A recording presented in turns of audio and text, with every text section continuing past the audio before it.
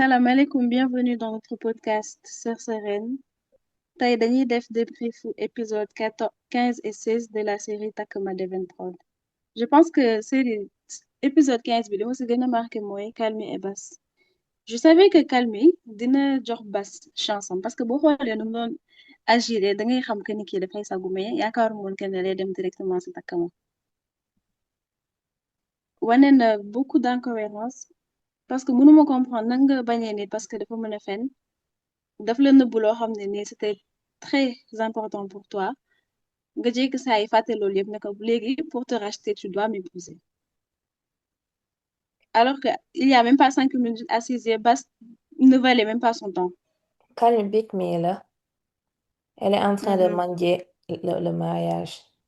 Parce que Bas vraiment, Bas y a rien qui va. Bas du wax dëgg. Bas mu ngi doxaan de gauche à droite. Bas yorul dara xaalis jabaram lay jël di ko doxaani. Et tout ça, tu le sais, mais tu vas quand même demander à cette personne pour mu takk la. Ça, il faut être à un niveau de désespoir vraiment next level.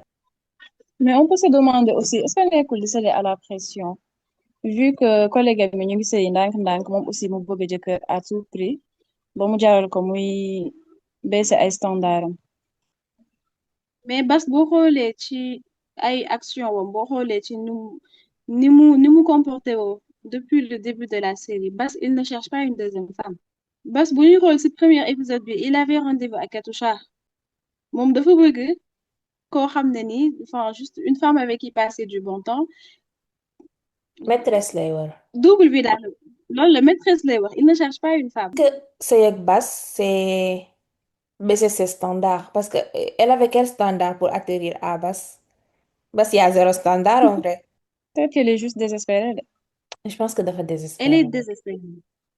Et c'est une pique-me. C'est juste une pique-me en fait.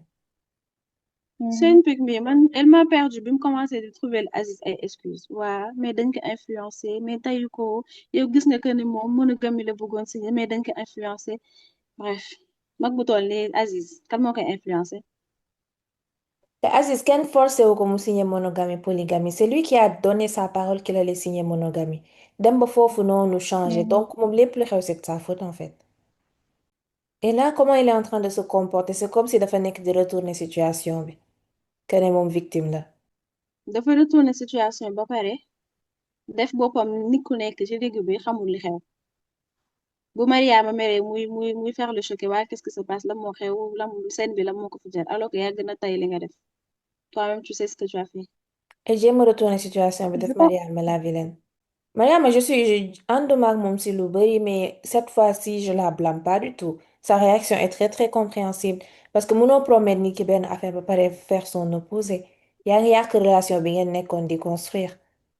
et puis ñoom seen base Vraiment. relation bi sax moo solidul ba pare mais aussi Mariama est-ce que am na liiwu couple en fait couple bu baax est-ce que am na exemple couple bu baax dans sa vie parce que boo xoolee Non. parents wu mi nuruwuñ exemple parents wam mi nekkuñu exemple te moom instant bi lépp lu parents yi def elle veut faire le contraire je pense que loolu moo ko dugal ci 50-50 loolu moo ko dugal ci lu bari Mm. moo ko dugaloon ci mamad rébellion bi mu bëgg a def à tout prix mën na retourner wu ci moom.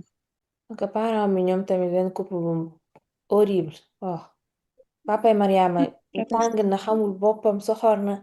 Le Man vieux, je veux il a savoir trop de exactement défauts. pas c'est quoi son problème ban ban misère lay dund ci àddunaam pour se comporter ainsi comme ça c'est quoi le problème de ce vieux lan mooy problème dafa amul liggéey c'est un raté je comprends pas parce que comment il peut être méchant comme ça à ce point te il est méchant avec tout le monde avec sa femme moom du reetaan moom du kaf moom daal mer rek. Ok, il est violent. Il a été violent avec sa femme, ak doomam. Mhm. Te mu Vraiment ngi je def veux savoir chantage c'est quoi son émotionnel problème. Mariama que ne su tasee sëyam day fase yaayam. C'est quoi le Mhm. rapport entre sëyu Mariama ak sa sëyu ak sa sëy ak yow ak sa jabar? Yaay Mariama tamit jéemu dara. mais moom moo gën a sonn ci situation bi. Bah oui. Jigéen yu bari dañuy toog naan damay muñ pour sama doom damay muñ pour sama doom sans savoir qu'ils sont en train de faire un disservice à leurs enfants. Loolu moo waral instant bi ni yaay ji elle se retrouve entre une fille qui se rebelle et un mari bizarre. Doom ñu koy dellu na ci sëy ba. Mariama est-ce que sëy mënatu see génn Mm-mm. metti na de les parents yu bari dañoo nekk di utiliser seen doom yi pour dund seen dund en fait dañuy dund seen dund ñoom bëgg a dund xale yi aussi loolu te bi gis nañ ko ñu bari ci série bi loolu la ñuy def que mu nekk yaay ki Aziz elle est trop impliquée dans le mariage de Aziz et Mariama que mu nekk yaay Katoucha Mhm, comment elle est impliquée dans la vie de sa fille ak ñeneen je mhm. pense presque ñëpp on va dire C'est tout le monde. La maman de Mariama yaay Zeynab moo fi xaw a tane sax mais kooku nañ ko may Batman tuuti rek. tane yaay Zeynab En tout cas eggagul si extrême yi. egg ko si extrême yi nii kii Zeynab lépp lu mu ko defal lan la ko wii li nga ma defal yëpp baax na mais su ma sañoon nga indil mu goro xawma la nag lan elle a mis la pression à Zeynab ba mu dem dugg ci Tayru mu ah Tayru moom noonu Goro ak sët surtout sët bëgg na sët de.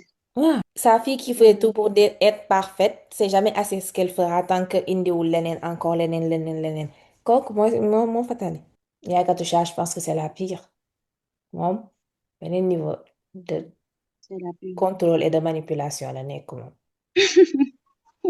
Je pense que lu ko touché à dugg moo ko ci dugg. moo ko ci dugal mais Katoucha comment tu sais que t'as eu des partenaires avant ngay sëy dem nuit de noces comme ça à l'aveugle waxoon nit ki dara Ah elle doy na waar s'attendait à daal. quoi ma ne ñoom ñaar tey li ñuy dund nii yëpp mënoon na ñàkk suñu toogoon waxtaan avant le mariage c'est des questions sérieuses. Mais dafa mel ni ñoom ku si nekk da nga doon bëgg a impressionner sa moroom tey moo leen indi liñ nekkee nii yëpp. Mais da ngay xool instant bi surprise bu leen jural. Le gars il est déçu kay moom elle est confuse xamul moom lan lay def. Comprendre tout man sax bëgg na xam ñoom ñaar seen mariage bi fan lay et mujjee. même comment elle peut assumer que kii mère du genre boobu noonu est-ce qu'elle a appris à connaître la personne qu'elle allait épouser pour xam ban genre la war na dépasser lii wala dépasser wul lee en plus que ni ki ñëw neen daf lay takk il n'a fait deful benn avance déplacée il a attendu jusqu'à ce que mu takk la teral la tout ça bla bla bla ok et à la fin lay soog a découvrir loolu noonu si yow yéen pendant temps bi ngeen doon àndi dem si resto yeeg boutique yeeg fu nekk ngeen dugg fa lan ngeen doon waxtaan à part naxante Waxtaanuñ dara instant bi loolu mooy feeñ seen mariage. société bi it's messy it's really messy Very messy. amul kenn ku fa tane moroomam du yee parents yi du doomi kenn ñépp a jaxasoo ñépp Mm-mm. instable ñépp a wayadi Je pense que lii bu baax la série bu baax la parce que ça montre ce qui ne va pas dans notre société actuelle bari na de caane et c'est fait de très bonne caane jëkkër ji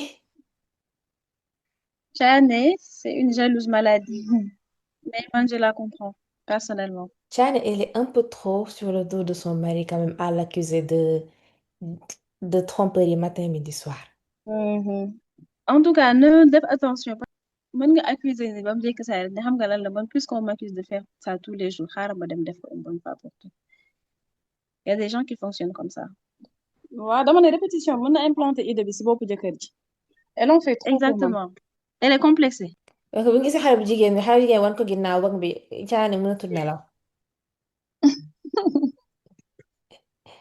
il ne Mais parle que moi, de yaay ça dafa am concurrence bi. Toute sa vie, c'est son mari. Moom day dem liggéey sax elle ne respecte même pas son travail. Caane day jël heure pause am di nduggi di togg di yàq di lijjanti jëkkër ji di ñaawal nit ñi est-ce que du àqu collègue am bi sax moo ko dal kooku bu jotee ci jëkkëru caane dina am problème war na bët de man de rivalam boobu neexuma wala ba de non la vie est drôle hein.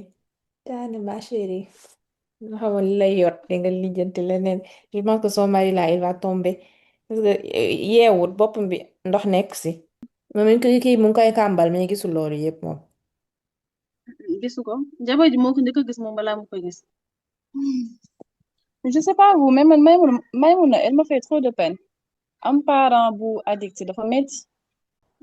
Et j'aime bien le fait que ni ci série bi représenté nañ difficulté yooyu que instant bi moom moo retourné doon comme si que moom mooy sax yaayu papaam en fait Mhm. rôle yi dañu inversé wu Ouais. parce que alcoolisme papa ji moom moo ko dundul enfin c'est elle qui le vit moo loolu la yanu chiem bi Et même responsabilité bi aussi pour moom moo war a toppatoo papaam alors que Voilà. c'est le contraire, les parents sont censés prendre soin des enfants, pas le contraire. Mhm. moom Mhm. loolu ko dal ins bi nii. Et je trouve que il gère très mal seen addiction au papa. dafa war a dem désintox dafa soxla aide psychologique accompagnement pour gérer sevrage am bi il peut pas se lever rek et arrêter c'est impossible surtout alcool. Loolu laa wax maanaam dañu yaakaar que ne le fait que paa bi ne bàyyi na rek d'accord bàyyi na affaire bi noonu la yombee c'est pas aussi facile que ça. Et même drogue yu bari enfin je sais même pas na am naa droit wax moo boobu noonu YouTube pour nga pour nga bàyyi da nga soxla accompagnement te waroo ko def brusquement genre petit à petit lay doon. Mhm. surtout alcool nga jékki-jékki rek arrêté mën nga si am crise cardiaque rupture d'anévrisme mën nga si dee sa yaram daf ko soxla genre dangay wàññi ndànk ndànk ndànk ndànk ba keroog ngay arrêté et pour loolu noonu nga soxla ndimbal c'est pas que danga koy xas wii bàyyil yaa ngi ñuy toroxal loolu daf koy gën a yokk honte boobu noonu ça va le pousser à aller consommer. Mhm. En tout cas man mënuma comprendre paa bi nan lañ ko mën forcer mu bàyyi alcool sans mu am suivi de. loolu mënul nekk d'abord c'est impossible. Malheureusement Mënul nekk. je pense que c'est pas possible. Parce que les C'est gens pas ne du tout deviennent pas possible. alcooliques ou addicts juste par le plaisir. Ils sont en train de fuir quelque chose à l'intérieur d'eux. Ben émotion, ben peur, ben affaire. Mais am na lu ñuy daw ci seen biir moo tax ñuy réfugié wu ci yenn affaire yi nii. Et ça peut pas Exactement. disparaître. À chaque fois que mu sentir trigger boobu noonu dafay dem utiliser lu koy soulager. C'est bien qu'il parle de En tout ça cas quand même. Ça permet de sensibiliser les gens. Gis nga xayma dem ci dem ci kii nu mu tuddati Penda. mu dem si Penda naan ko nañ jàppale seen tons parce que Ruby daf kaa bëgg mbaraan. Et elle, c'est la seule personne ci série bii nii ku nite koo xam ne mu ngi lijjanti boppam. Moi je pense que c'est la seule personne bu ma wanagul incohérence bi. C'est vrai de Depuis boobu elle est concentrée sur elle-même mu ngi elle dëgg lay wax waaw nga lijjanti laay fa mais nag du yoonam nekk. benn instant loolu la nguuda il est là où il veut être Merci. voilà nguuda il est là où il veut être te man sax j'étais surprise parce que nee nañ waa ngi li muy defee xale jigéen defal lu ko waa gaay Mu ne Samba àllaar la. nguuda complexe la complexe complexe na la bu. mën na ko yow ku la dégg ni ngay waxee mel ni yow ngaay mooy sa àdduna tu aimes trop ngaay alors que ña fa nekk sax lijjanti wu millions yi ngay xëpp rugiyati mi xajoon na si waa ngaay alors ma ne moom lan mooy projet am jël xale yi Dakar yóbbu leen gaay waa mënuñ dem ay Hmm. xale jël yu Hmm. foofu ngaay directement non non non non non moom xale Dakar bu dem ngaay lu bëgg en tout cas complexe la de complexe la Samba àllaar la.